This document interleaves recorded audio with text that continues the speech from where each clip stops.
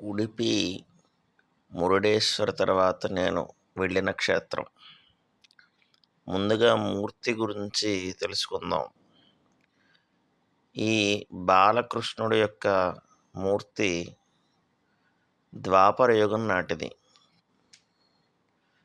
బాల్యం అంతా కూడా యశోద దగ్గర పెరగడం వలన దేవకీనందనులు కృష్ణుణ్ణి ఒకసారి మళ్ళీ బాల్య రూపంలో కనిపించమన్నారట.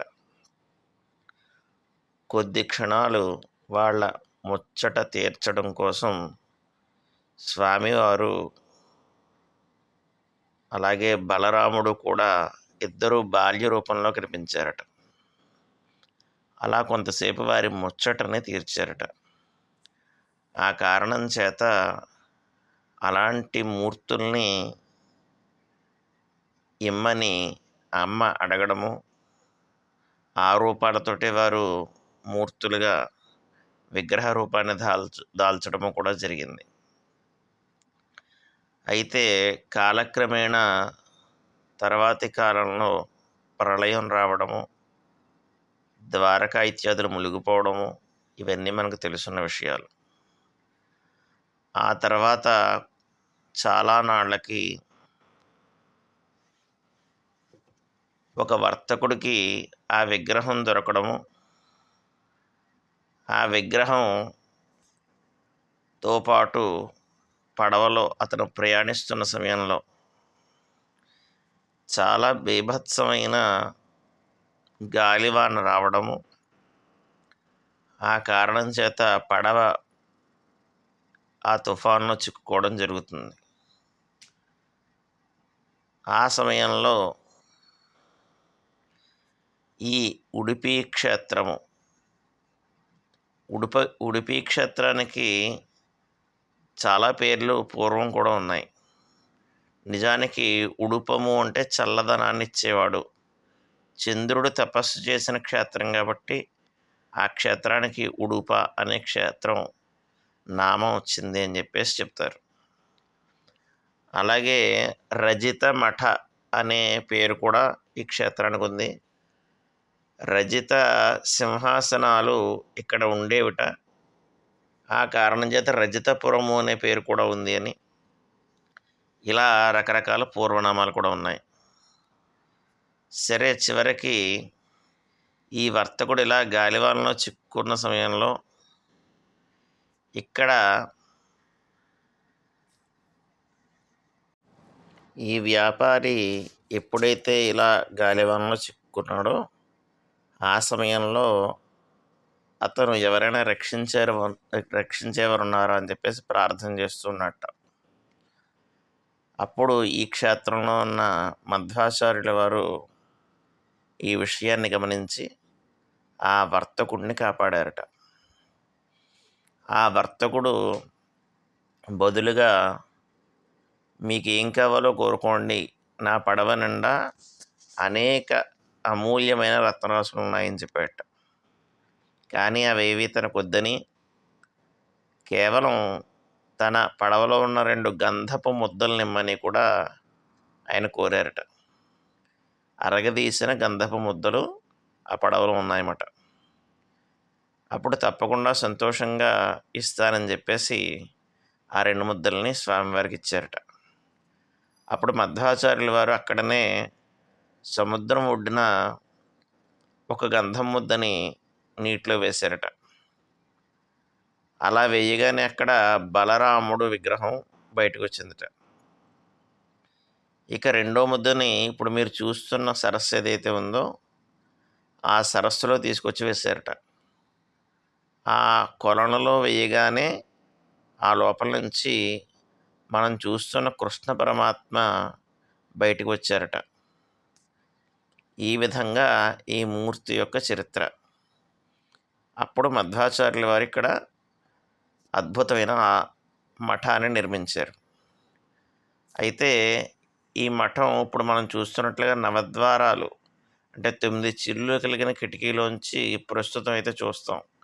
కానీ నిజానికి మఠ నిర్మాణం ఎప్పుడూ అన్ని చోట్ల ఉండేలాగానే ప్రధానమైన పెద్ద ద్వారంతో నిర్మించారు. అయితే దీని చరిత్ర ఏంటయ్యా అంటే చాలా అద్భుతమైనది. భగవంతుడు ఉన్నాడు అని నిదర్శనం చూపించేది చరిత్ర. చరిత్రలోకి వెళితే ఇలా మధ్వాచార్యులు స్థాపించిన ఈ మఠం దేదీప్యమానంగా వెలుగుతున్న సమయంలో కనకదాస్ అనే ఒక భక్తుడు శూద్రవర్ణానికి చెందినవాడు. ఈయన ఆ సమయంలో ఉన్న పరిస్థితులకు అనుగుణంగా కొంతమందికి దేవాలయ ప్రవేశం లేదు కాబట్టి ఈయన ఎలాగైనా కృష్ణుని చూడాలనే తపనతోటి వెళ్ళినప్పటికీ అక్కడి కట్టుబాట్లు, నియమాలు, అప్పటి ఆచారాల ప్రకారం ఆయన్ని లోపలికి రానివ్వలేదట. అలా బయట నుండే నమస్కారం చేసుకొని ఇప్పుడు మనం చూస్తున్న నవద్వారం ఏదైతే ఉందో ఆ ద్వారం వద్దే నిలబడి ఏడుస్తున్నట్ట. స్వామివారి దర్శనం దగ్గర నుంచి జరగలేదని చెప్పేసి. దానికి విచిత్రంగా పెద్ద శబ్దం ఏర్పడి ఇప్పుడు మనం చూస్తున్న కిటికీ వైపు గోడంతా కూడా పగిలిపోయి కృష్ణుడు వెనక వైపు తిరిగిపోయేట. ఈ కనకదాసు భక్తుడు ఎక్కడైతే ఏడుస్తున్నాడో అటువైపు వెనక్కి తిరిగిపోయింది విగ్రహం. అది చూసి అక్కడ అందరూ కూడా ఆశ్చర్యపోయారట. అర్చకులు చేసిన తప్పుని తెలుసుకుని భగవంతుడిని క్షమాపణ వేడుకున్నారట. అప్పటి నుంచి కూడా ఈ మూర్తి ప్రధాన ద్వారం వైపు కాకుండా వెనక కిటికీ వైపు తిరిగి ఉంటుంది.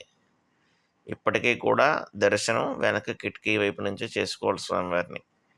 ఇది ఈ ఆలయానికి ఉన్న అత్యద్భుతమైన విశేషం. స్వామివారికి ఏ కుల వర్ణ భేదాలు ఉండవు. అందరూ కూడా స్వామి నుంచి వచ్చిన వాళ్ళమే. అందుచేత దానికి నిదర్శనంగానే స్వామివారు వారికి దర్శనం ఇచ్చారు కనకదాస్ అనే భక్తులకి. అలాంటి అత్యద్భుతమైన క్షేత్రము, నిదర్శనం గల క్షేత్రము ఈ ఉడిపి క్షేత్రం.